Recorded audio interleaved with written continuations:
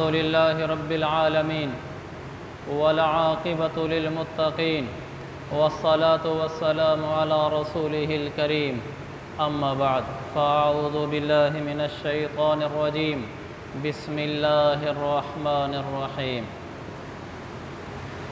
قل إن كنتم تحبون الله فاتبعوني يحببكم الله ويغفر لكم ذنوبكم والله غفور رحيم صدق الله العظيم وقال رسول الله صلى الله عليه وسلم لا يؤمن أحدكم حتى يكون هواه تبعا لما جئت به أو كما قال النبي صلى الله تبارك وتعالى عليه وسلم۔ میرے محترم بھائیوں، بزرگوں اور دوستوں، اللہ تبارک و تعالی نے حضرت محمد مصطفیٰ صلی اللہ علیہ وسلم کو بہت مبارک گھرانہ عطا فرمایا تھا۔ آپ کے اہل بیت کی بڑی اونچی شان بنائی تھی۔ اللہ نے خود قرآن میں بیان فرمایا تھا انما یرید اللہ لیذھب عنکم الرجس اہل البیت ویطہرکم تطہیرا، کہ اے نبی کے گھر والوں، اہل بیت، اللہ تعالیٰ تم سے گندگی کو دور رکھنا چاہتا ہے اور تمہیں مکمل پاکیزگی دینا چاہتا ہے۔ ہر انسان پاکیزگیاں مانگتا ہے، اور وہاں پاکیزگیوں کے میرے رب کی طرف سے اعلان ہو رہے ہیں کہ اللہ خود تمہیں دینا چاہتا ہے۔ کیا شان ہوگی ان اہل بیت حضرات کی۔ تو ان اہل بیت کا تذکرہ پچھلے چند جمعوں سے یہاں ہو رہا ہے کہ یہ منبر رسول دین رسول بیان کرنے کے لیے ہے۔ یہ منبر رسول دین رسول بیان کرنے کے لیے ہے۔ یہاں سے اللہ کے رسول صلی اللہ علیہ وسلم کا دین امت میں تقسیم ہو، اس لیے اس کو بنایا گیا ہے۔ تو ہم اسی دین کو سیکھنے کے لیے میں بھی، آپ بھی، یہ ہمارا جمعہ کا سلسلہ ہے۔ جو آپ کو میں نے بیان کرنا ہوتا ہے میں پہلے اس کو پڑھتا ہوں تو مجھے بھی فائدہ ہوتا ہے، آپ کے سامنے عرض کرتا ہوں، اللہ آپ کو بھی فائدہ پہنچاتا ہوگا۔ تو اس سے ہمیں دین کا ایک فائدہ ہو رہا ہے جو میرے لیے بھی مفید ہے، آپ کے لیے بھی مفید ہے۔ تو اسی ضمن میں ہم اللہ کے اس دین میں سے اہل بیت والے حصے کا تذکرہ کر رہے تھے کہ اہل بیت سے محبت ہمارے ایمان کا حصہ ہے، پالیسی نہیں ہے۔ اہل بیت پہ جان نچھاور کرنا ہمارے ایمان کا حصہ ہے۔ اپنے بچوں کو اہل بیت کی محبت سکھانا ہمیں ہمارے نبی کا حکم ہے۔ آپ صلی اللہ علیہ وسلم نے فرمایا ادبوا اولادکم علی ثلاث خصال، اپنی اولاد کو 3 چیزیں سکھو۔ تو اس میں آپ صلی اللہ علیہ وسلم نے ایک یہ بھی فرمایا کہ میرے اہل بیت کی محبت سکھو۔ کون کو؟ ہم نے اہل بیت کی محبت بھی سکھانی ہے۔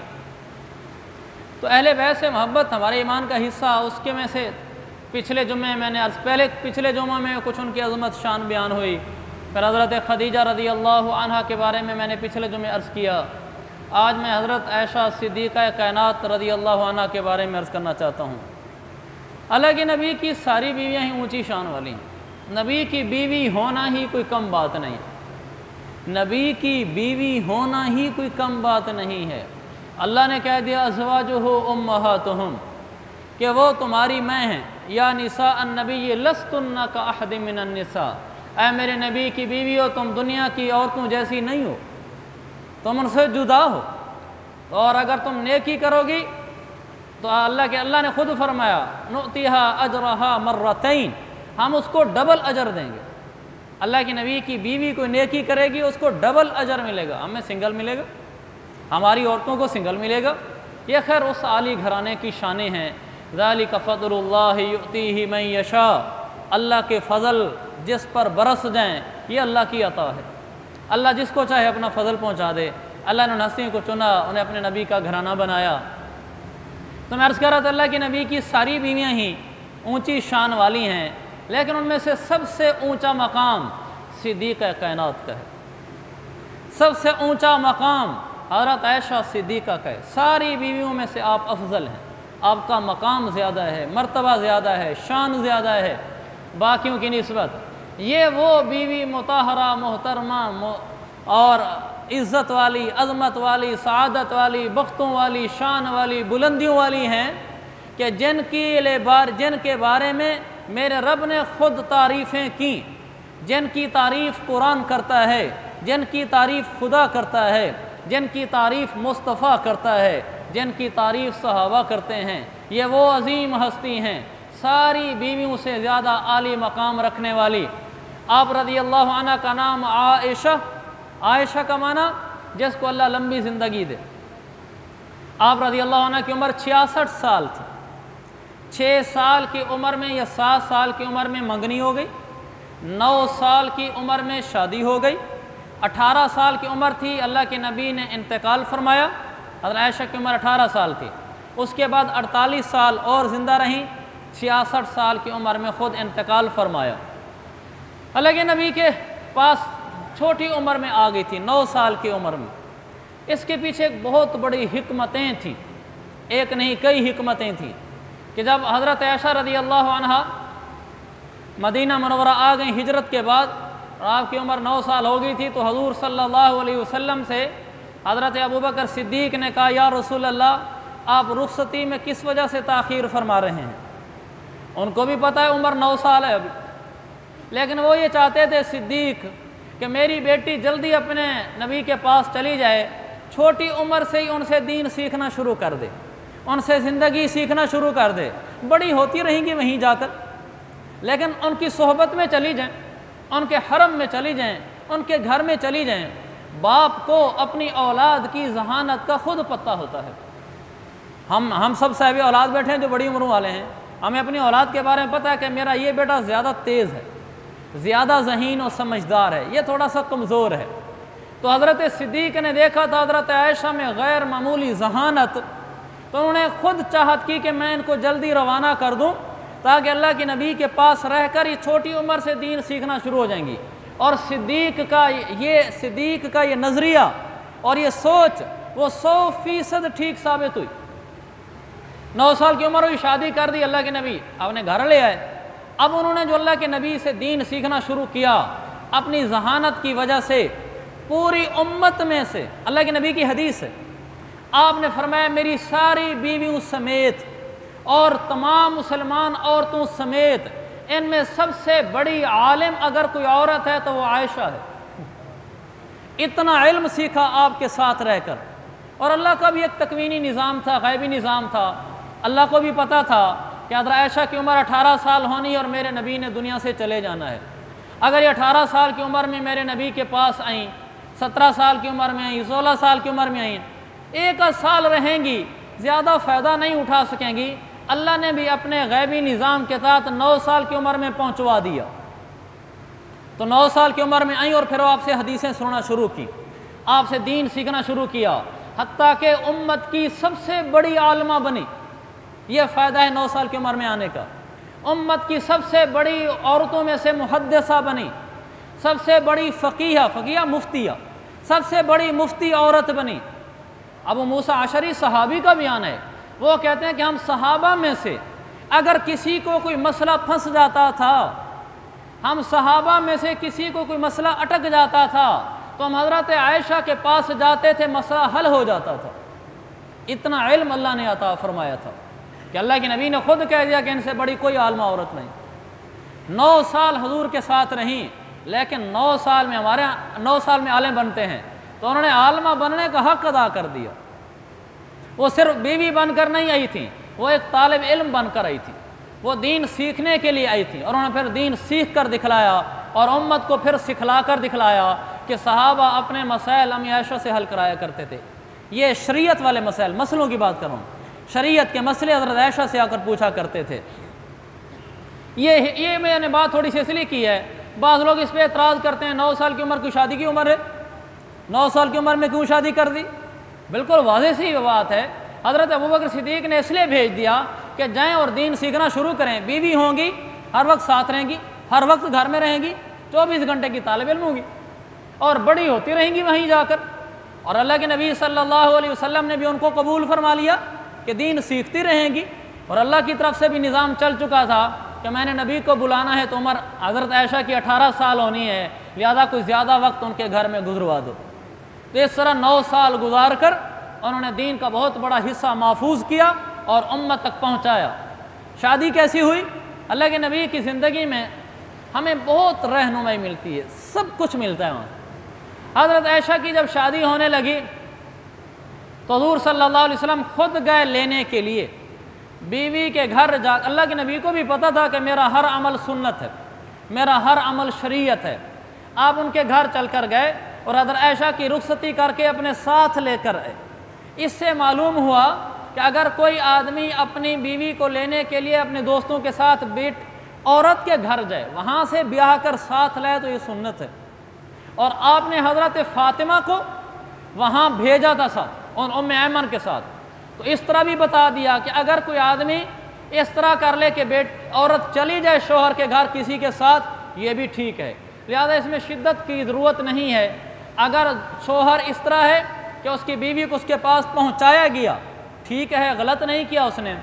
اگر شوہر خود چلا گیا دوستوں کے ساتھ لے کر آ گیا، یہ بھی اس نے غلط نہیں کیا کہ اللہ کے نبی لے کر بھی آئے ہیں، پہنچایا بھی ہے، یہ سنت ہوگی۔ پھر حضرت عائشہ رضی اللہ عنہا کی شادی پر کوئی ولیمہ نہیں ہوا، صرف سعد بن عبادہ اپنے گھر سے ایک بڑا پیالہ لے کر آئے کھانے کا، اور وہ آ کر وہ ہر بیوی کے موقع پر لے کر آتے تھے۔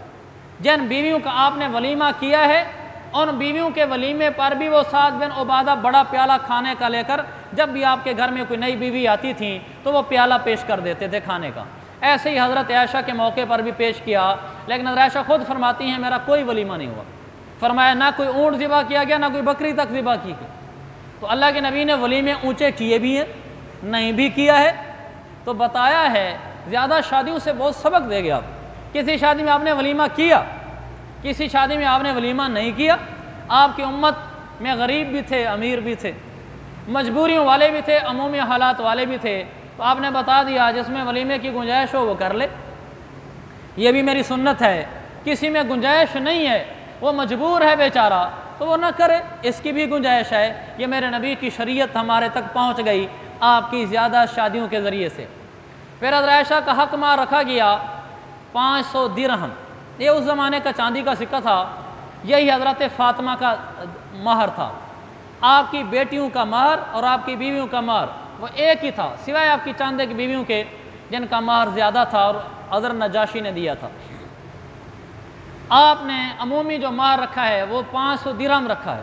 درہم چاندی کا ایک کتنا سکہ ہوتا تھا، ہمارے زمانے میں وہ 131 تولے 3 ماشے چاندی بنتا ہے، 131 تولے 3 ماشے چاندی، یہ وہ حق مہر ہے جو آپ نے اپنی ساری بیٹیوں کے لیے رکھا اور اپنی بیویوں کے لیے بھی رکھا، اسی کو مہر فاطمی کہتے ہیں۔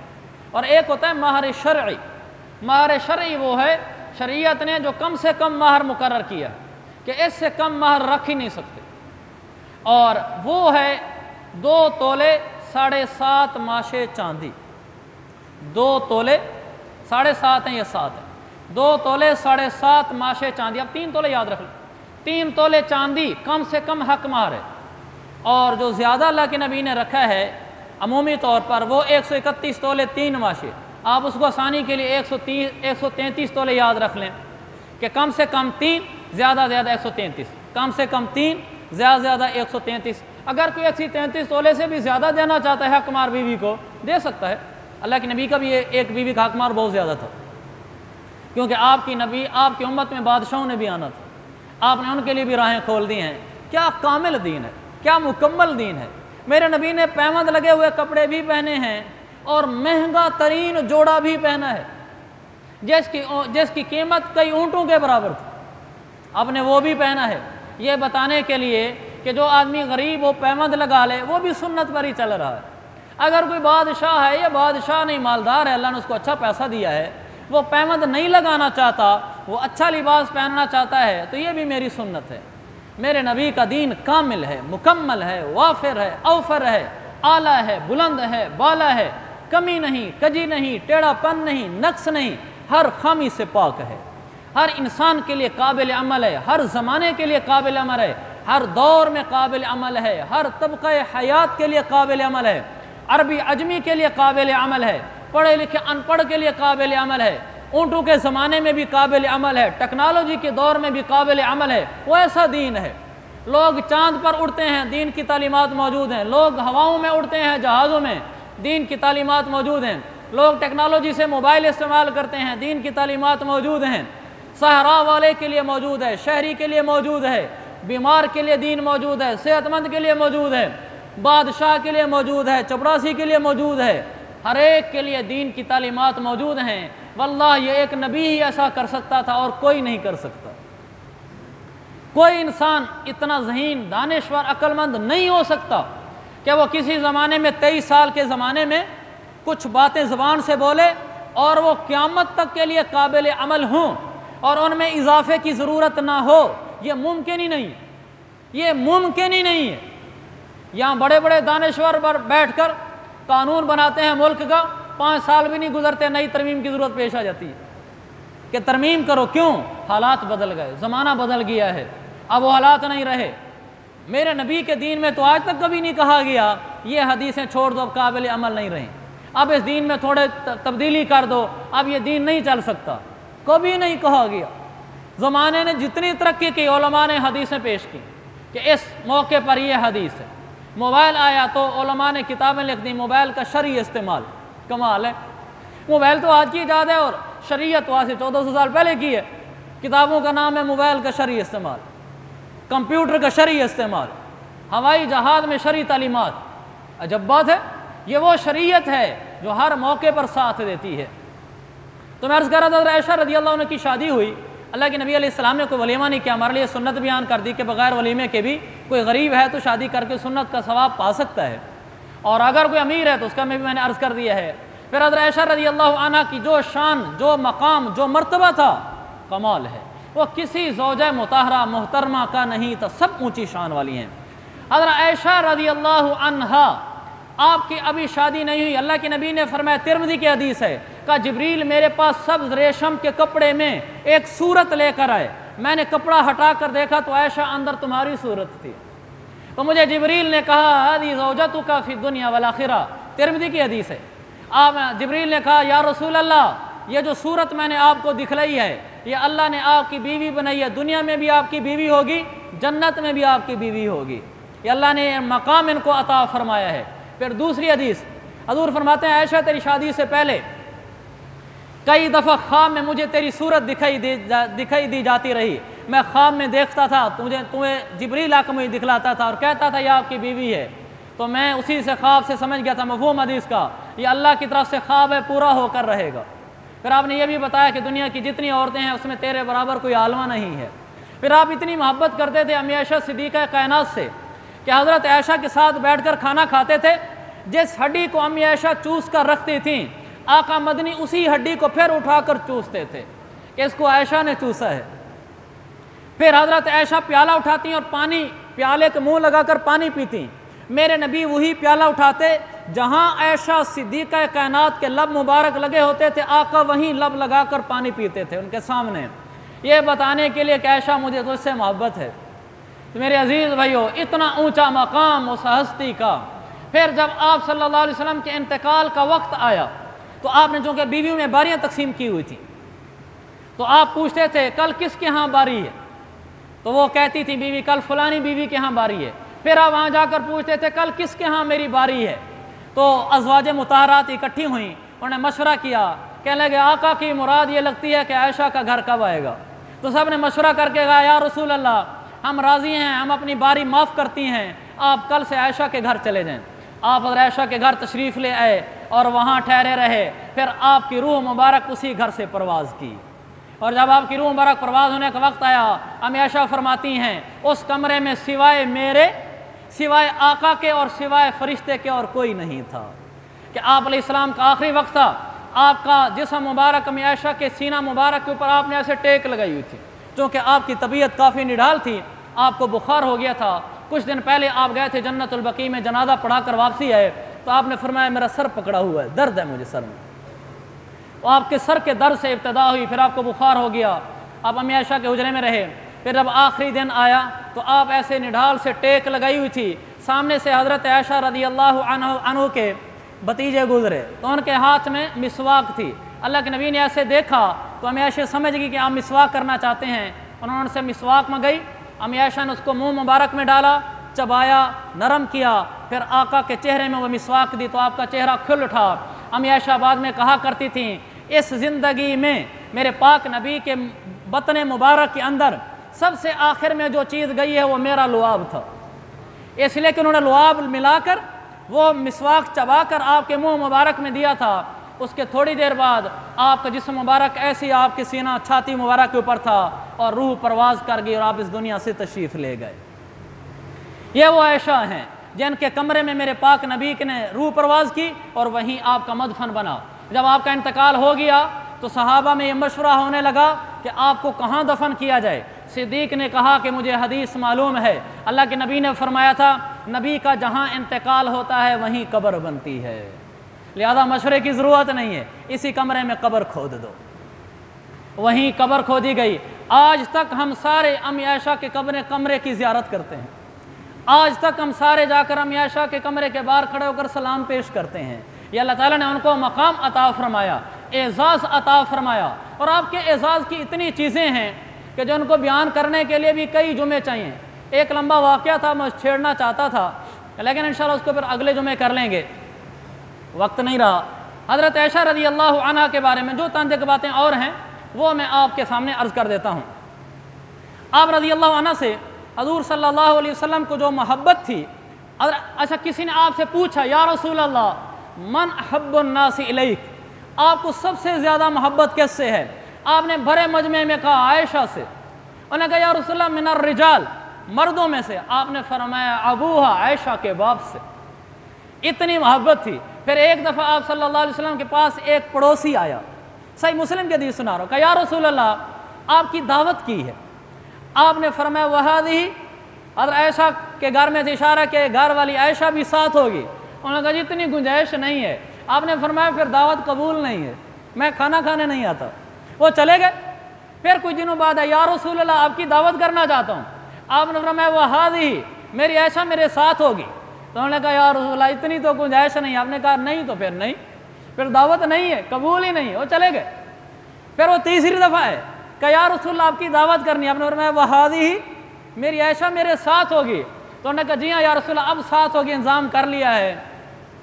تو آپ نے عائشہ صدیقہ کائنات کو ساتھ لیا اور دعوت کھا کر آ گئے، یا میں حسن خلق سکھا گئے۔ اور یہاں تو ایسے لوگ بھی ہیں شادی ہو جائے بیوی کے ساتھ بیٹھ کے کھانا کھانا بے عزتی سمجھتے ہیں، شادی ہو جائے بیوی کے ساتھ بیٹھنا یہ بے عزتی سمجھتے ہیں، وہ کہتے ہیں رن مرید ہو گیا ہے۔ کیسی عجیب بات ہے، میرے نبی نے دعوت نہیں قبول کی، 2 دفعہ واپس کر دیا، تیسری دفعہ بھی آپ نے واپس ہی کرنا تھا، یہ تو وہ انتظام کر کے آ گیا۔ اور آپ ان کے ساتھ کھانا کھاتے تھے، جہاں سے وہ پانی پیتی تھی آپ بھی وہیں سے پیتے تھے۔ راستے میں آپ سفر کے اندر تھے، صحابوں کو کہا تم چلو ہم آتے ہیں، ان کو آگے بھیج دیا، کہا عائشہ دوڑ لگاتے ہیں۔ تو اب عائشہ کے ساتھ دوڑ لگئی۔ حضرت عائشہ کا جسم ذرا چست تھا تو وہ آگے نکل گئیں تو جیت گئیں۔ پھر کسی موقع پر پھر حضور صلی اللہ علیہ وسلم نے سفر میں پھر عائشہ سے کہا عائشہ دوڑ لگاتے ہیں، دوڑ لگئی تو عائشہ کا جسم ذرا اس وقت ایسا تھا کہ وہ بھاگ کے جیت نہیں سکیں۔ آپ نے فرمایا تل کا بھی تل کا، عائشہ بدلا ہو گیا، تو جیتی تھی آج میں جیت گیا ہوں۔ کیا محبت ہے، کیا پیار ہے، کیا لاڑ ہے۔ اور ہمارے یہاں تو اس کو ہمارے ایک رشتہ دار تھے، اللہ ان کو جنت نصیب فرمائے، بوڑھے ہو کر فوت ہو گئے، زندگی میں کبھی بھی بیوی کے ساتھ بیٹھ کر کھانا نہیں کھایا، جان بوجھ کر بیوی سے کھانا لیتے تھے اور جا کر بہنوں کے ساتھ بیٹھ کے کھاتے تھے۔ اتنے غلو کی کیا ضرورت ہے؟ میرے نبی کی زندگی ہم نہیں پڑھتے جو میں آپ کو بیان کر رہا ہوں؟ اللہ تعالی ہمیں نبی والی زندگی نصیب فرمائے، امی عائشہ صدیقہ کائنات کی محبت سے دلوں کو لبریز فرمائے۔ وآخر دعوانا ان الحمد للہ رب العالمین۔